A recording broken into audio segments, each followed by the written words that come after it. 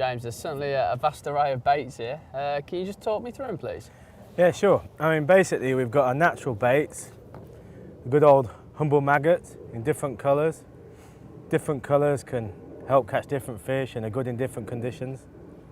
We've got casters, which is the chrysalis of the maggot. Very good for bigger fish and also as a particle to hold fish in your peg. Fish love casters. And then the good old reliable worms.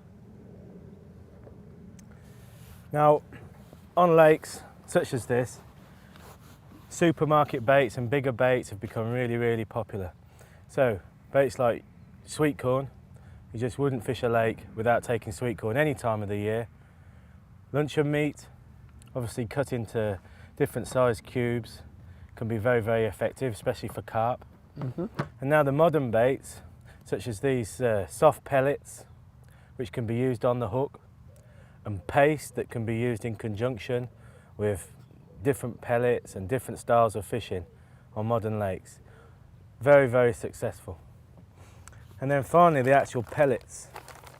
So there's a multitude of different sizes, from micro pellets up to size 20mm pellets, in this case 6mm, and these are halibut pellets. Very, very rich in fish oil and nutrients, and they're very, very successful when lake fishing. Here's some of the smaller micro pellets that are very, very good for feeding in conjunction with many other baits, even with corn and with casters, maggots. Micro pellets are very, very effective. And finally, hemp seed.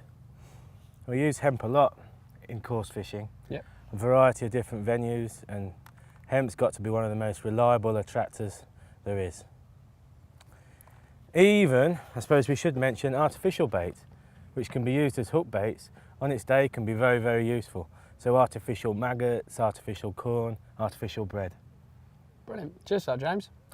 I think what we'll do today, Andy, is we'll concentrate on two baits.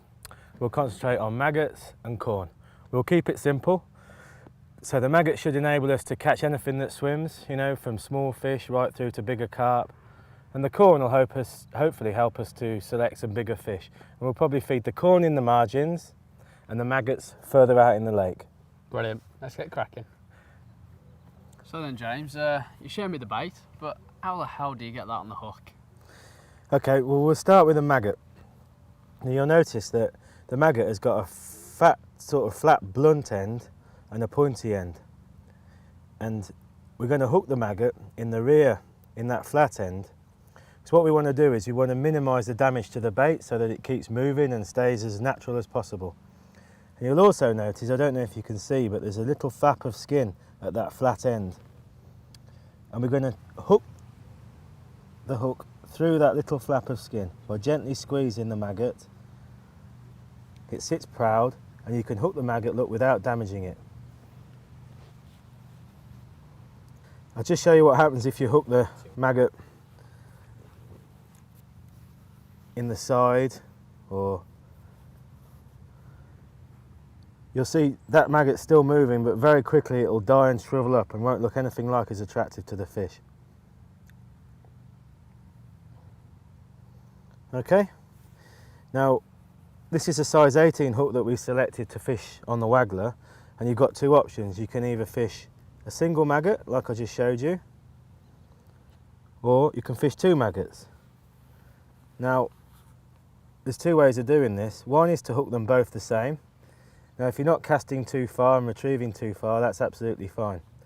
But what you might want to do if you're casting bigger distances and retrieving, to help reduce line twist, is to hook the other one in the very pointed end. If you very gently hook that in the pointed end, you'll see that you've got both maggots acting very naturally, but they won't mask the hook as much and they won't spin up when you're retrieving it.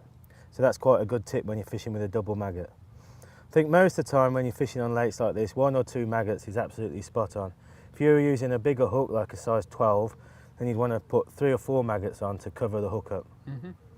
But we'll stick to an 18 to start with, and I think we'll try a single maggot. Brilliant. So then, James, you showed me how to hook the maggot onto the hook. Can you show me how to do the sweetcorn, mate? Yeah, no worries, Andy.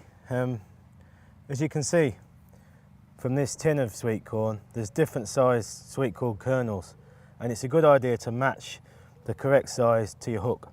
In this case I'm using a size 14, so I'm going to select a nice juicy medium sized piece. And I like to hook my corn in two ways. The first way is to sort of nick the hook through the corn in the same way that you would with a maggot.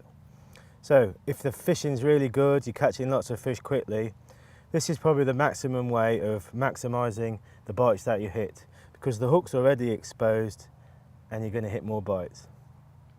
If, however, the fishing's a bit harder, maybe it's clearer conditions in the winter, it's a good idea to try and hide the hook as much as you possibly can within the sweet corn.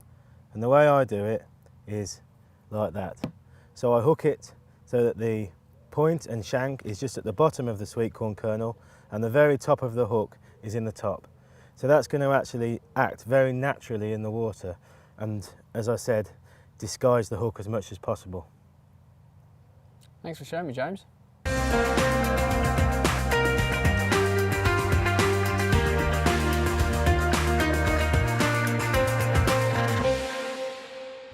Now I'm hooked on fishing.